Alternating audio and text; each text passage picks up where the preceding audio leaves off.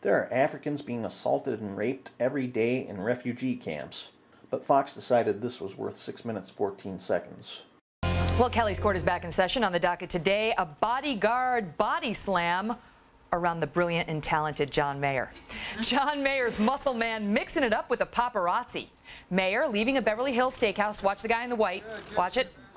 Watch the guy in the white. He's off screen. There it goes. Hey, hey, hey, hey. Oh, come on, man. Wow. Hit me again. Hit me. Wrong guy. Hit me, wrong guy. Why you do that? Get your hands off me right now, wrong guy. Get your hand off me, wrong guy. Get your hand off me. Why'd you do that?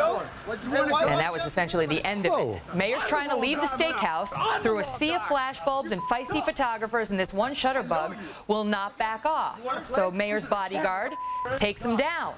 Then you saw the altercation back and forth. The photographer saying wrong, or getting in his face, the bodyguard saying wrong guy, wrong guy. The whole thing caught on camera and posted by E! Online, and our thanks to E! Entertainment Television for providing us with a copy of that tape. And now that paparazzo says that he is consulting a lawyer and may sue that bodyguard. But does he have a case against the bodyguard and, heaven forbid, against John Mayer?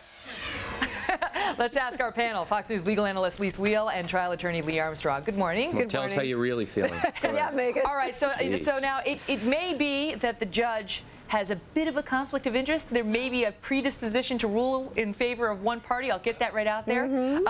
But having said that, Lise, where do you stand on it? Does the bodyguard have a case? Well, Judge Megan, I would say that John Mayer has great taste in picking the ladies to have a crush on, but but horrible taste in hiring a bodyguard. I mean, let's set the scene here, right? They go out of the front entrance, okay, not the private entrance that was available for them to go out in the white rear. shirt. They go out in the front entrance, all right? Mayor is asked, how are you doing? He says, fantastic. He starts getting to his car. Guys, people are taking pictures, and this bodyguard slams him. Look at that. I mean, just slams him down, grabs him by the throat, Megan. I mean, the guy, look, paparazzi, we may not like them. They may be scrum, all of that, but they're just doing their job. He wasn't in the mayor's face. Mayor was getting into his car. Yes, he has a case. But, Lee, do we know that he wasn't in Mayor's face? We can't really see the beginning of the altercation. Yeah, no, that's exactly right. And is this such a compelling case? Do we have to break this down? Or is it because John Mayer's on TV saying how symmetrical your face is, how wonderful your hair is, and this is my favorite, how you spell your name with a Y instead of an A? I mean, God, give me a break.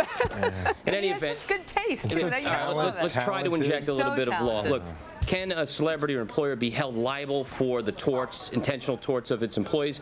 Sure, so long as it's within the scope of his employment. Here, the bodyguard, that is his employment, so definitely within the scope. So you have to look at whether or not the bodyguard acted reasonably. Now, you just hit on the exact point I was going to make. What you don't see is what happened at the point of contact. And when it comes to battery and assault, that's what the law is obsessed with. What happened there? Did the cameraman push back on this bodyguard? How forceful was that? That will ripple through the rest of the analysis as to how reasonable the bodyguard was. And I will say this, that I think this is bodyguarding 101. He put him in a timeout. Did you see what he did? He took him and he put him in the corner and he said, you're going to stay there. You know, that's the thing, Lisa. It doesn't look like he hurt the guy. And I have to say, if I had a bodyguard looking out for me and I had all these paparazzi in my face, and somebody was getting in his face, this was rather well handled. The guy did not look like he got hurt. At the end there, when the guy is pushing, if we can roll the tape, the photographer starts pushing the bodyguard shows restraint. Yeah, but this is after the bodyguard slams him. I mean, again, yeah. He didn't slam him. He slammed him down. Now, look, obviously, he doesn't look like he's that hurt, but you know, he's got to stand up for principle and, yeah, maybe get a few bucks. Like, look, Alec Baldwin. But now watch the photographer pushing the bodyguard. Look, he's trying to hold him off of him. He's trying to hold him off of him, and he keeps coming at him. Okay. Megan. Mayor is in the car at this. John Mayer, you know, the brilliant and Mayer, great taste in ladies. There we go.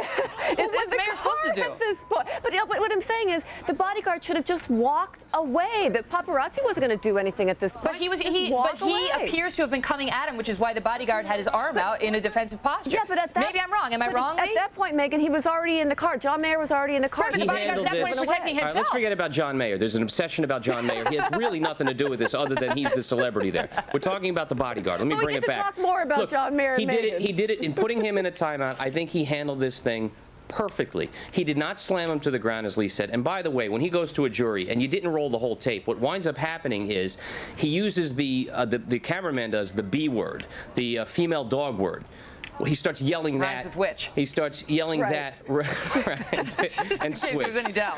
And I got to tell you, when you listen to the tape, likability is very important. And also, you know, who do you think the jury's going to like more? I mean, the bouncer comes away looking fairly professional. Yeah. He's not damaged the other guy. He jumps up. He says, "Hit me, hit me." It's all about trying to create a lawsuit, in my opinion. Let's just face it. I'm going to lose this one. So can we comment on my nice earrings or something? Because no matter what I say, I'm going to lose. I'll tell you what we can comment on. I think we have a little picture of Lee and Lise. This is how they settle their disagreements. Very amicably.